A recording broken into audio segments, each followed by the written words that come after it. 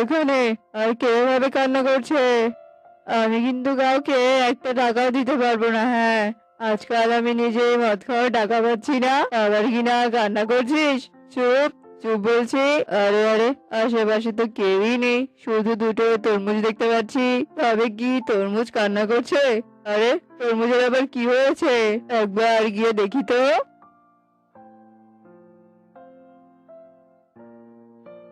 এগিয়ে কি তরমুজ বাবু, তুমি এভাবে কান্না করছো কেন? বলো তো, কি হয়েছে তোমার? কি কাণ্ড রে বাবা, তোদের তো আমি জল থেকেই তুলে নিয়ে এলাম, তবুও তোরা কেন এভাবে কান্না করছিস বলতো?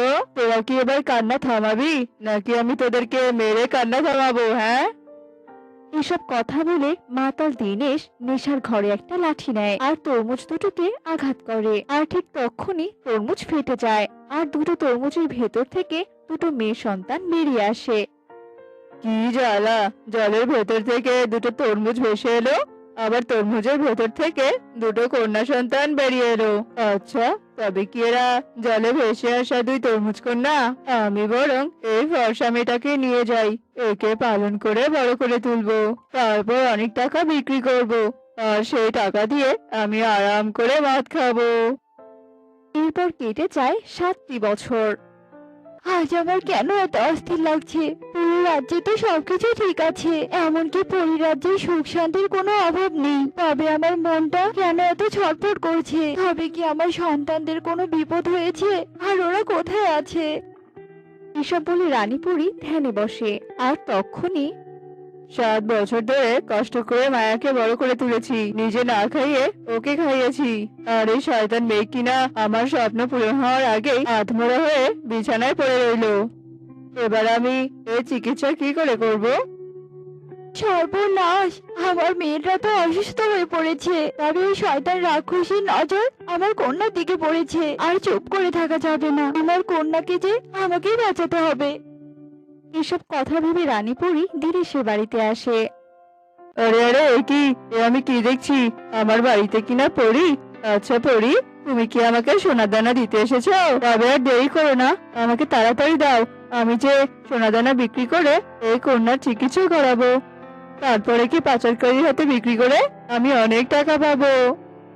শয়তান লোক, তুই আমার কন্যাকে বিক্রি করতে চাইছিস?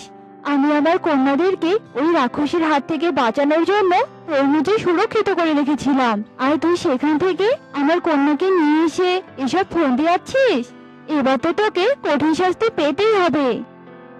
আরে আরে, এসব তুমি কি ভুলভাল কথা বলছো পরি? মায়া তোমার কন্যা হতে যাবে কেন? হ্যাঁ, মায়ার তো কোনো ডানা নেই, আর মায়া দেখতেও পুরোপুরি মানুষের মতো, ও আমার মেয়ে।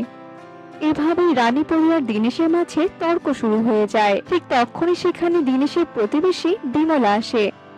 কি শুরু করেছো কি তোমরা? হ্যাঁ, তোমাদের চিৎকার চেঁচামেচিতে অতিষ্ঠ হয়ে আমি বেরিয়ে এলাম, আর এসব আমি কি শুনছি কি পড়ি? মায়াকে তো দিনেশ দাদা কোলে পিঠে করে বড় করে তুলেছে, তবে মায়া কি করে তোমার কন্যা হয় শুনি? আর মায়া যদি তোমার কন্যাই হবে, তাহলে তোমার মতো ওর ডানা নেই কেন?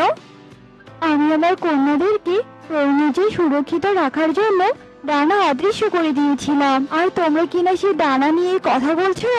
তবে দাঁড়াও, আমি এক্ষুনি আমার কন্যার ডানা প্রকট করছি।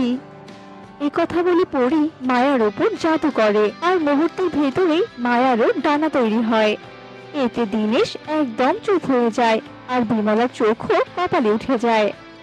ও মা গো মা, এই তো দেখছি সত্যি পরীর মেয়ে। তবে দিনেশ দাদা, তোমার ঘরে কিনা একটা পরীর মেয়ে ছিল? সেটা তো আমিও জানতাম না গো। আরে, ফিরে এসে পরি ডুবলো, ভাবলাম কি, আর হলো কি? এখন তো আমি আর কিচ্ছুটি বলতে পারবো না। এখন তুমি কি বলবে গো? মায়া যে আমার কন্যা সেটা তো আমি প্রমাণ করলাম। এখন তো মায়াকে নিয়ে যেতে কেউ আমাকে বাধা দিতে পারবে না, তাই না? এরপর রানীপুরী মায়াকে কোলে নিয়ে উড়াল দেয়। এক মেয়েকে তো আমি পেলাম, তাও আবার অসুস্থ অবস্থায়। এ তো দেখছি চোখও মেলছে না, আর আমার আরেকটা মেয়ে কোথায় আছে? এবার যে ওকে আমার খুঁজে বের করতে হবে। এসব কথা বলতে বলতে রানীপুরী তার মেয়েকে একটি গাছতলায় শুয়ে রাখে, আর তার পাশে বসে ধ্যান করতে থাকে। আর ধ্যান শেষ করে সে চোখ মেলে। পেয়েছি, আমার কন্যা এইদিকেই আছে। এবার আমি আমার দুই কন্যাকে পেয়ে যাব। আজ আমার হারানো সন্তানরা আমার কাছে ফিরবে। তখনই একটা মেয়ে তার মায়ের সাথে সেখানে আসে। কি গো পরি, তোমার কি হয়েছে গো? আর তাছাড়া তোমার সামনে এটা কে? আর সেইভাবে শুয়ে আছে কেন এখানে? হ্যাঁ গো পরি, এই পরিটা কি অসুস্থ নাকি গো? এই কথা বলে মনি তার বোন মায়ার মাথায় হাত বুলাতে থাকে। ঠিক তখনই মায়া চোখ মেলে। মেলেছে, আমার কন্যা চোখ মেলেছে। আমার এক কন্যার ছোঁয়ায় আমার আরেক কন্যা চোখ মেলেছে। এটাই হলো আমার অভশক্তির নমুনা। আমার দুই কন্যা যে দুই শক্তির অধিকারী, আলোর শক্তি আর আধার শক্তি। এসব তুমি কি বলছো কি পরি? তোমার কি মাথা খারাপ হয়েছে? মনির মতো সাধারণ মেয়েকে তুমি নিজের কন্যা কেন বলছো? বুঝেছি, তুমিও আমার কথা মানতে চাইছো না তো, তবে আমি প্রমাণ করে দিচ্ছি। এরপর রানীপুরে জাদু করে মনির ডানা প্রকট করে। এবার বিশ্বাস হলো তো আমার কথা? এই মায়া আর মনি আমার কন্যা। আমার কন্যাদের উপর রাক্ষসীর নজর ছিল, তাই আমি আমার কন্যাদের জন্মের পরই তরমুজে সুরক্ষিত করে সেই তরমুজ জলে ভাসিয়ে দেই।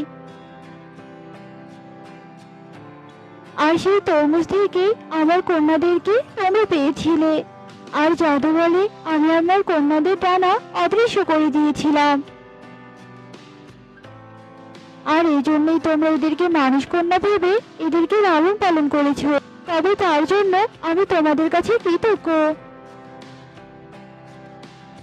সত্যি তো, আমি তো মনিকে নদীর পাড়ে কুড়িয়ে পেয়েছিলাম, আর বাড়িতে নিয়ে গিয়ে তাকে আদর যত্নে এত বড় করে তুলেছি আমি। আমি ওকে বড় করেছি ঠিকই, কিন্তু আমি ওকে দাসীর মতো খাটিয়েছি। আমি বুঝতে পারিনি মনি একটা পরিকন্যা। সত্যি ওই শয়তান রাক্ষসীর জন্য আমার মেয়েরা কতই না কষ্ট পেয়েছে।